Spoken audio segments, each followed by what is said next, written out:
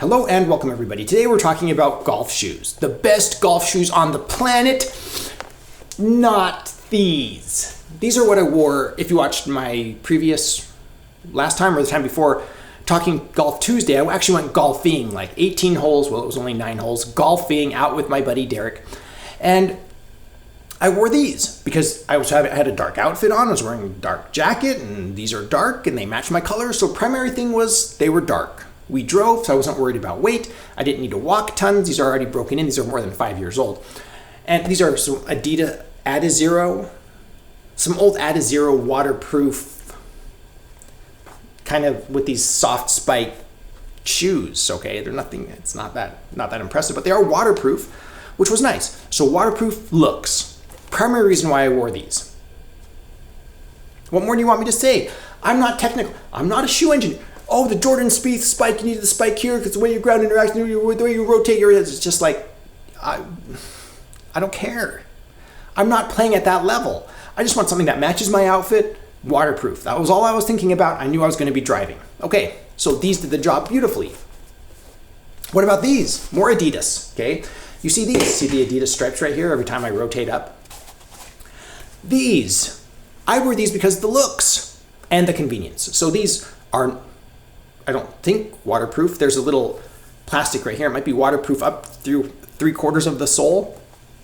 But I look at these and I'm just like, oh, they're convenient and they look good. They match my outfits. Okay, if this were bright yellow and black, or bright red, bright pink and black, bright orange and black, I wouldn't wear it. It's just like, too loud. Too loud for my outfits. I don't need my shoes to be screaming. In high school, I liked my shoes screaming.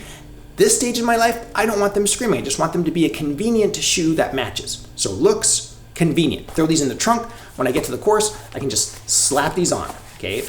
Nice low cut, my foot slides right in. I know podiatrists and shoe experts, you're gonna wear out your heel counter and then it's gonna collapse and it won't feel right, or wear your shoe out, you'll ruin your shoes and your foot because that extra strain on your Achilles and your...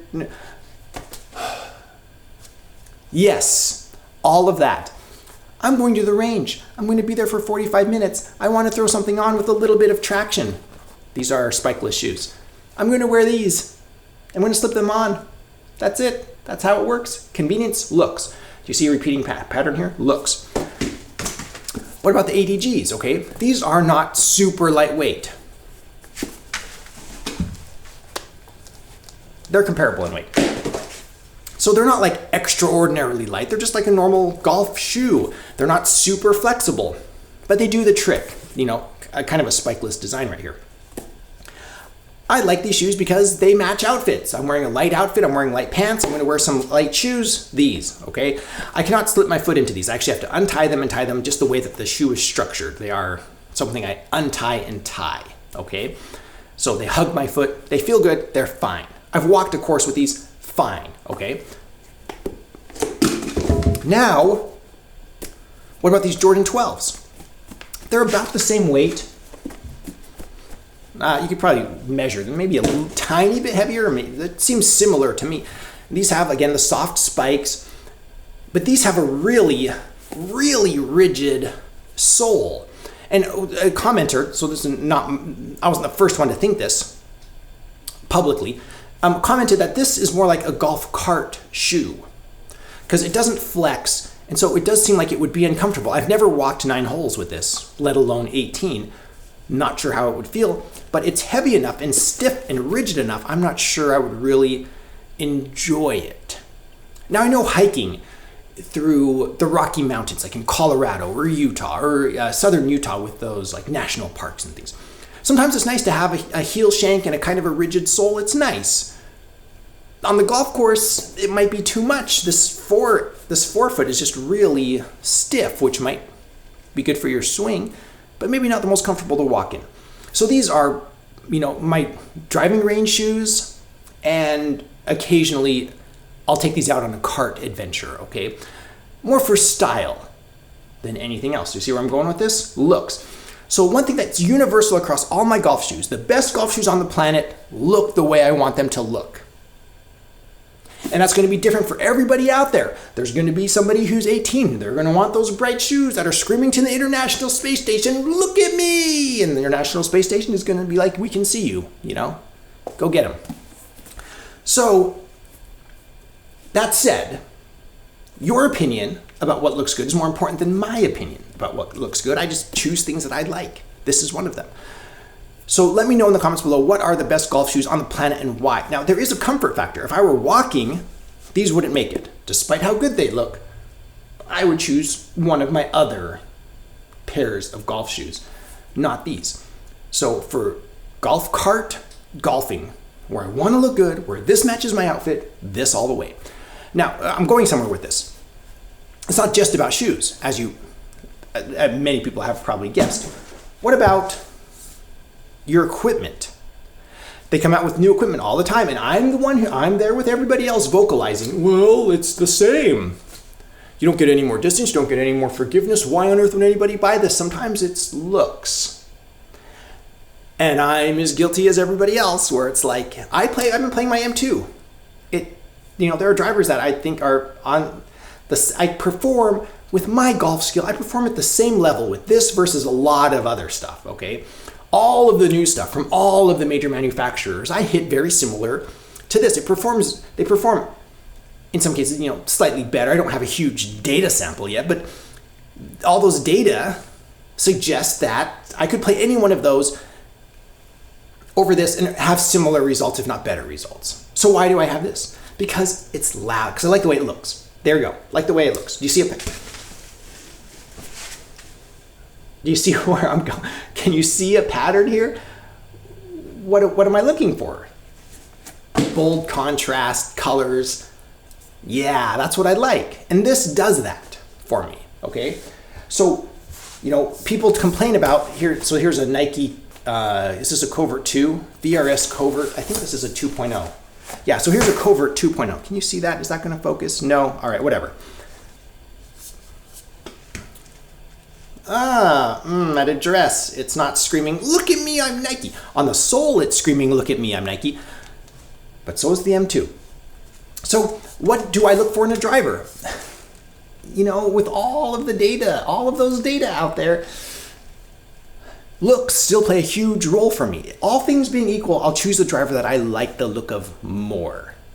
And I, frankly, think as a golf community, we need to acknowledge that more than we do. It's like, hey, I'm buying this, I'm playing this because I like the way it looks.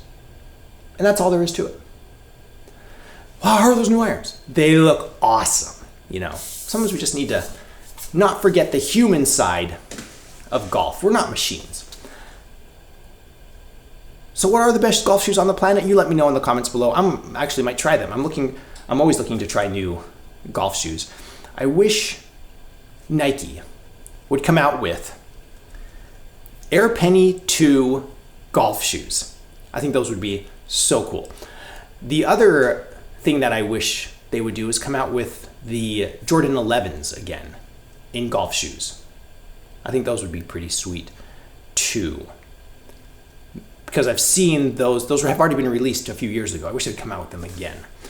Anyway, let's move on to the discussion about fantasy golf. So first things first, I need to put the leaders, okay? So I think I was in the top 10 in this last, was it somewhere, is it Bermuda? Was it in the Caribbean? Somewhere, more exciting than Wisconsin. People in Wisconsin are like, what do you mean? Milwaukee's almost interesting. So either way, I think I was in the top 10. You'll see here the weekly leaders and the weekly winners and the season leaders. If you'd like to join us playing fantasy golf, you want your name up here, you can join us. There's a link in the description below. It's free to join. Just you sign up, free PGA account. You go to fantasy golf, find the Vintage Golfer League. Again, link in the description below. And join us. You draft 6 players, right? 4 are going to perform and you have 2 on the bench. If 2 of them get cut, you can put your 2 on your bench into your lineup and you get points. And at the end of the tournament, we present leaders here. So it's always a lot of fun. So in Spanish, I think it'd be Viegas. Is that right? It wouldn't be Viejas because it's a G. Viegas. In Italian, it would be Villegas. I don't know how to. I'm sorry if I'm mispronouncing your name. I'm genuinely not trying to be offensive. It's Villegas, I think. Viegas. Let's try that. Did really well. Had an amazing final round. Performed well. Didn't buckle under pressure. Got a win. Congratulations. He was not in my lineup, needless to say. He also did really well in Mexico. Was it last week or the week before? Anyway, hopefully a player with a bright future. So keep your eye on him. Let us know any thoughts you have in the comments below. As usual, huge shout out to my patrons. I really appreciate your support, especially Poker Chip Forum Studios here. Another way you can support this channel is visiting my Amazon shop. I'll put a link in the description below. I am an Amazon associate. I make proceeds from qualifying purchases. Thank you everybody for watching. If you enjoyed this content, please subscribe. I am The Vintage Golfer.